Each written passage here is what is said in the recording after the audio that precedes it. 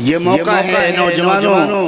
میری بیٹیوں، میری بہنوں، میری نوجوانوں، میرے جگر کے ٹکڑوں، ملک و ملت کا مستقبل بننے کی حیثیت رکھنے والے اے نوجوانوں، یہ موقع ہے کہ تم ایک بار پوری سنجیدگی کے ساتھ واپس آ جاؤ اور چمٹ جاؤ دامن مصطفیٰ صلی اللہ علیہ وآلہ وسلم۔ جس بدبخت و بدنصیب یا بے خبر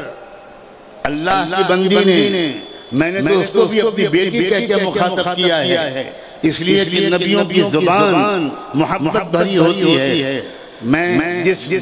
بندی نے جانے انجانے میں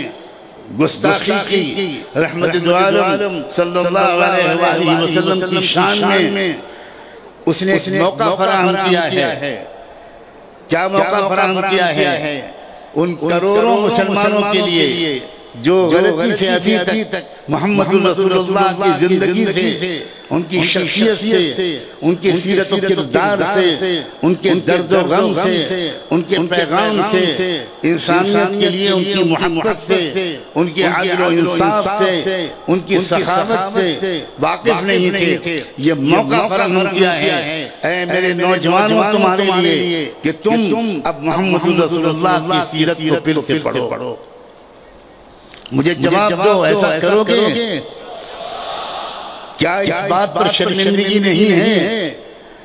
کہ واقعی ہم بھی محمد رسول اللہ کی ذات سے ویسی وابستگی، ویسا تعلق، ویسی عملی فالوئنگ، ویسا علم، ویسی واقفیت، ان کی زندگی، ان کے اخلاق و کردار، ان کے جذبات، ان کی آرزویں، ان کی تمناؤں سے، ان کے شب و روز کے معمولات سے ہم بھی اتنے واقف نہیں ہیں جتنا واقف ہونا چاہیے۔ اس آسمان کے نیچے ایسا دردمند انسان، ایسی محبتوں کی برکھا برسانے والا، دشمنوں کو دوست بنانے کا سلیقہ رکھنے والا، غلطیوں کو معاف کرنے والا، اپنے اوپر پتھروں کی بارش کرنے والوں کے لیے دعائیں کرنے والا، اور آئے ہوئے عذاب کو اللہ کی خوشامد کر کے واپس کروا دینے والا، نہ آسمان کی آنکھوں نے محمد سے پہلے نہ کبھی دیکھا، نہ آئندہ کبھی دیکھیں گے۔ مگر کیا نوجوانوں، برا نہ ماننا، تمہاری عزت ہماری عزت ہے، برا نہ ماننا، کیا ہم محمد رسول اللہ کی زندگی پر عمل کر رہے ہیں؟ کیا ہماری عبادتیں، کیا ہمارے اخلاق، کیا ہماری معاشرت، کیا غریبوں کے ساتھ ہمارا سلوک، کیا صفائی ستھرائی کا ہمارا اہتمام، کیا ہیلتھ ہائیجین کے اصولوں پر عمل کرنے کے سلسلے میں اللہ کے رسول کی تعلیمات، کیا پڑوسیوں کے ساتھ حسن سلوک، کیا یتیموں، غریبوں، مظلوموں، کسانوں، مزدوروں، مقروضوں، بیماروں، قیدیوں کے ساتھ کیا ہمارا اس طرح کا تعلق ہے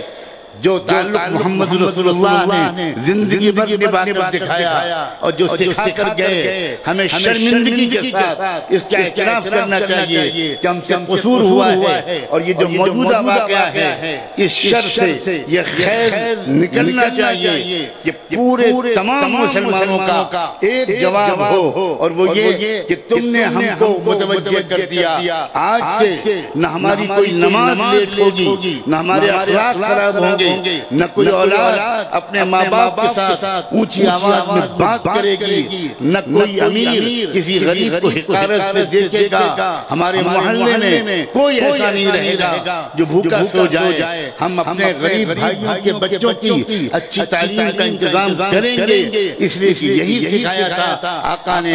ہم اپنے بھوکے پیاسے لوگوں کو کھلائیں گے اور پلائیں گے، ان کی خدمت کریں گے، اور اس میں دھرم اور ذات کا کوئی بھید بھاؤ نہیں کریں گے۔ جیسے رحمت دو عالم نے کسی کے ساتھ بھید بھاؤ نہیں کیا تھا، وہ رحمت للمسلمین نہیں تھے، وہ رحمت للعالمین تھے۔ یہ بھی ہو سکتا ہے کہ آپ موجودہ حالات کا جواب صرف غصے بھری تقریروں سے دے دیں اور نعرے لگا کر دے دیں اور احتجاج کر کے دے دیں، یہ بھی ہو سکتا ہے۔ اور یہ بھی ہو سکتا ہے کہ آپ اس کا جواب اس طرح دیں کہ رات کے اندھیرے میں اپنی بیٹیوں سے بھی کہہ رہا ہوں، بہنوں سے بھی کہہ رہا ہوں، بھائیوں اور نوجوانوں سے بھی کہہ رہا ہوں، اس طرح بھی آپ موجودہ حالات کا جواب دے سکتے ہیں کہ رات کے اندھیرے میں آپ چپ چاپ جانماز بچھائیں، جانماز نہ ہو تو پھٹے ہوئے بورے کو بچھائیں اور اس کے بعد اللہ کے سامنے توبہ کی نیت سے سجدہ کریں اور درود شریف کی تسبیح پڑھیں۔ اللہ کے رسول، اہل بیت اطہار، صحابہ کرام، امہات المومنین، ان کو یاد کریں اور ان سے کہیں ہم آپ سے معافی مانگتے ہیں، شاید ہماری وجہ سے آپ بدنام ہو رہے ہیں، آج سے ہم آپ کو بے آبرو نہیں ہونے دیں گے۔